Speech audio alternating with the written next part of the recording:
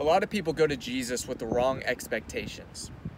It's like, I started following Jesus, I committed my life to him, and they ask the question, why do my problems not seem to be going away, right? All the problems that I brought into this relationship with Jesus, it's like they're still there. I'm still dealing with depression or anxiety, or I still don't have a job, or my family still seems to be falling apart. I still have doubt, right? So they ask this question, I get it a lot. It says, well, if my problems aren't promised to go away, what's the point in following Jesus in the first place? It reminds me of this interaction that is often looked over in Matthew chapter 11 with John the Baptist. Now, if you don't know John the Baptist, he's with Jesus in the beginning. He's the one pronouncing Jesus before Jesus enters the scene and before he enters into his ministry. He's this guy preaching out in the wilderness. He eats honey and locusts. He has a weird fashion, right? But he ends up in prison for all the things he's saying. And he's asking Jesus, right? He's hearing all these reports of Jesus eating with sinners and tax collectors and healing the sick and hanging out with these wrong people. And he's saying, well, Jesus, right? You're not supposed to be casting out demons. You're supposed to be casting out the Romans, right? You're supposed to be eating with royalty, not eating with prostitutes, right? I had these expectations of what a Messiah is supposed to be, and Jesus, you're not living up to them. What gives, right? And we come to Jesus with these same expectations, don't we? We're like, I have this in mind of what my relationship's supposed to look like, the things you're supposed to be giving me, and I'm not seeing a connection here.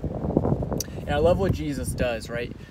In the midst of basically being slandered or discredited by John, Jesus never slanders or discredits John himself, right? Jesus, he exalts him. He looks at this crowd after being questioned by John's disciples, and he says, hey, you remember John the Baptist, right?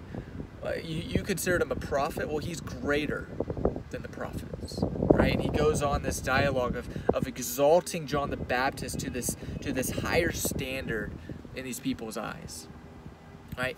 Jesus exalts John the Baptist, but here's the kicker. He doesn't exalt John the Baptist in the way that John the Baptist expected to be exalted, because John the Baptist is still rotting in prison. In fact, John the Baptist would rot in prison. He would die in prison. He would never see the fulfillment of Jesus and what he came to do because he dies in prison, right? The same is true in our life. You see, Jesus, he exalts us, but he does it in ways that we may not be anticipating. And being a follower of Jesus does not mean all your problems will go away, that all your anxieties will go away, that your depression will go away. In fact, we're never promised any of that. We're promised a life that gets tougher, that gets harder. We're promised persecution and doubt in our faith. And so why do we go to Jesus with these expectations, and why should we follow him if we're not promised they're going to go away? Because Jesus is exalting us, and he is putting us in our place in his kingdom so that we can have the greatest impact.